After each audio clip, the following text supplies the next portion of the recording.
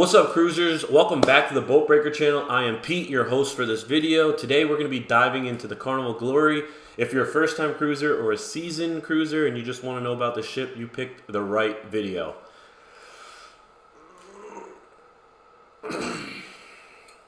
Let's get into it.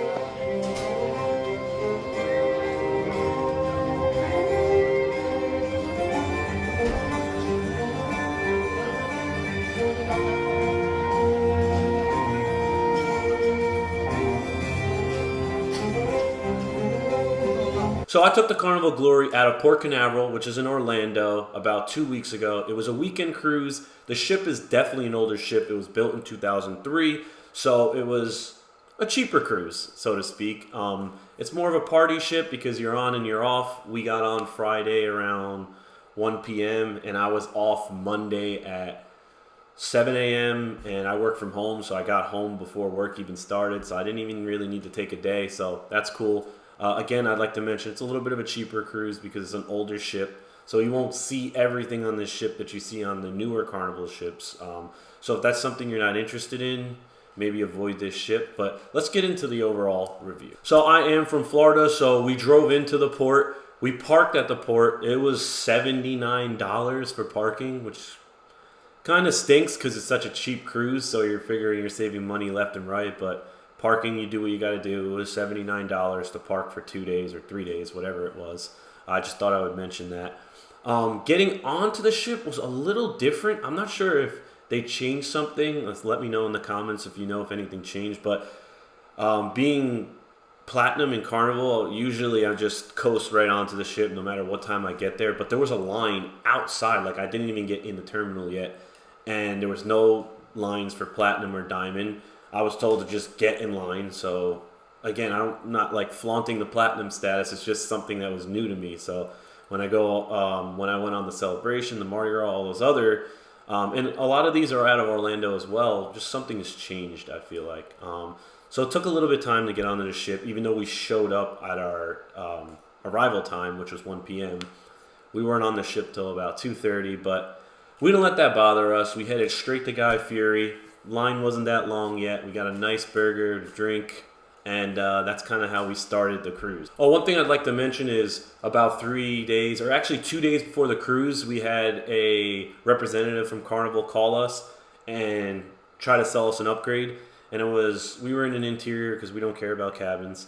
They upgraded us to an ocean view, which was kind of nice, but it was for $100. So I don't know if that was worth it, but I said, let's just do the upgrade. And I noticed throughout the cruise, a lot of it wasn't at full capacity, so I'm sure that's why they were trying to upgrade us. The ship definitely wasn't at full capacity, but that's good though, because we were able to get in and out of things and on lines and quick lines and so on. So continuing on, I know what you all are worried about, the Flagship Sail Away Party that happened at 4 o'clock on the dot.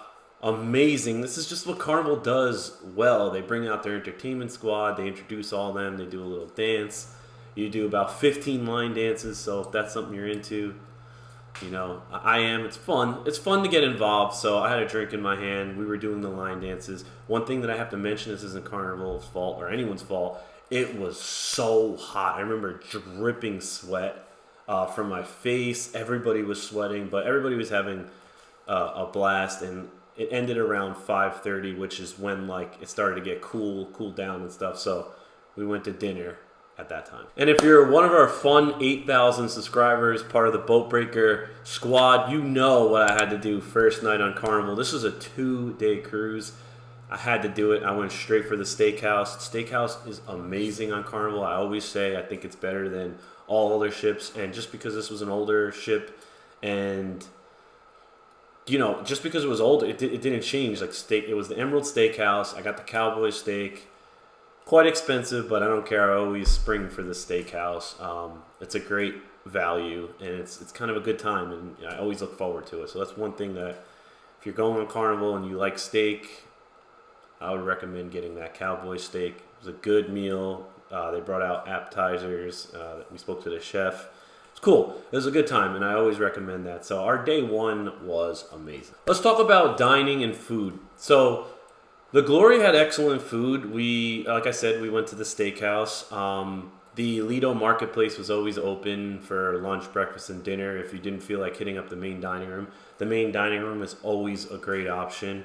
I feel like for a weekend cruise, this is exactly the kind of thing you should be looking for. It's a good time with some shows. The shows were okay. Again, this is an older ship. I don't expect them to put on the greatest shows. Like, I don't expect them to put the best people on this ship because they have newer ships like the Celebration, the Jubilee, that, you know, the good actors and entertainment probably go to. And if you're entertainment on this ship, I'm sorry, I'm not saying anything bad. I'm just saying everybody works their way to something, right? There's a career ladder, so on. I don't know how I got here. But again, it's a great weekend cruise. The dining options, there's a lot. We had sushi in the Lido Marketplace. Sushi was pretty good. They sold like some Japanese beer. They had a sandwich shop on the other side of the sushi, so like the cemetery right down the middle. I didn't try the sandwiches, but they looked okay. I've had them in the past. It's nothing great. And then the Lido Marketplace, which you all know is just a buffet. It was pretty good. And I think they only had the Emerald Steakhouse, if I'm not mistaken. I think they only had that as a specialty restaurant. Okay, moving on. Let's talk about entertainment. We got theaters, comedy club, dance club, water slides, casinos, shows, Lido deck stuff. We got cornhole on the very top. We got shuffleboard, basketball court. There's a lot to do, so I don't think this ship lacks entertainment in any way at all. I think it's great, again, for a weekend cruise because there was plenty to do. There was a spa. There was a steam room, a sauna, a nice gym. I mean, realistically, it had everything as far as entertainment and activities go. There was always something on the planner in the app, so we always did something. We did Harry Potter trivia, which we always do. It was fun. And yeah, that's about it for entertainment and activities. I can't think of much else. I do, however, want to mention, if you do want to see the way the ship looks, we have the tour out on the channel. I'll link it in the description, or you can just find it in our videos. We have the full Carnival Glory tour with tips and bonus and stuff like that. So if that's something you're interested in because you're watching the review, go and check that out. Let's talk staterooms and accommodations. Now, the Glory has a variety of staterooms. You're all used to them. They're interior, ocean, balcony, and then suite. So like I mentioned before, we got upgraded from an interior to an ocean for $100, and it had a little couch.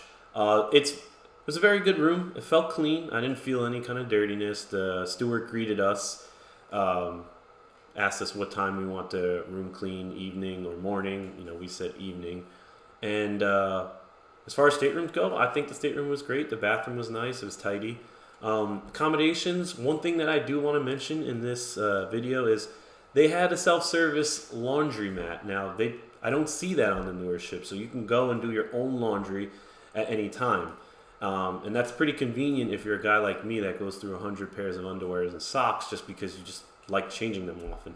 Not because I ruin them, because I just like changing them often. But as a platinum Carnival cruiser, you get they do it for you. But I do like to see the self-service just in case you want to do a quick load at night or something. So that was nice to see. I just thought I would mention that. So I'd like to give my overall thoughts and impressions on the ship. Great ship, great cruise, wasn't at capacity, so there's a lot of chairs available. It went to great islands. I thought the cruise was amazing. However, I believe we paid $650 for the interior for two for the cruise. We upgraded, so we'll call that $750. Then I believe the alcohol package for both of us came out to about $350 each. So we'll say $700, $750, which is what, $1,450.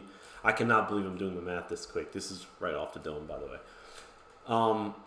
So let's say, you know, with the garage parking and the one dinner meal that we had because we liked it, about $2,000 before, you know, all the casino and stuff. Is that good value for a weekend cruise? I think you can get on better cruises, if I'm being completely honest. Don't go on the Glory, check it out for yourself. Again, I had nothing wrong with it, but I do have to say, for the price with the alcohol package and everything, I think you could get on a better cruise. And if you're not looking to take PTO, maybe find one of them long weekend holiday cruises. Stay in the interior, don't upgrade. You could probably get on something a little bit nicer. One of the things that I do on this channel is I go on every cruise no matter what. Would I go on this cruise again? Probably not. The ship is just a little too outdated for me. A lot of older people are on this ship, a lot of smokers.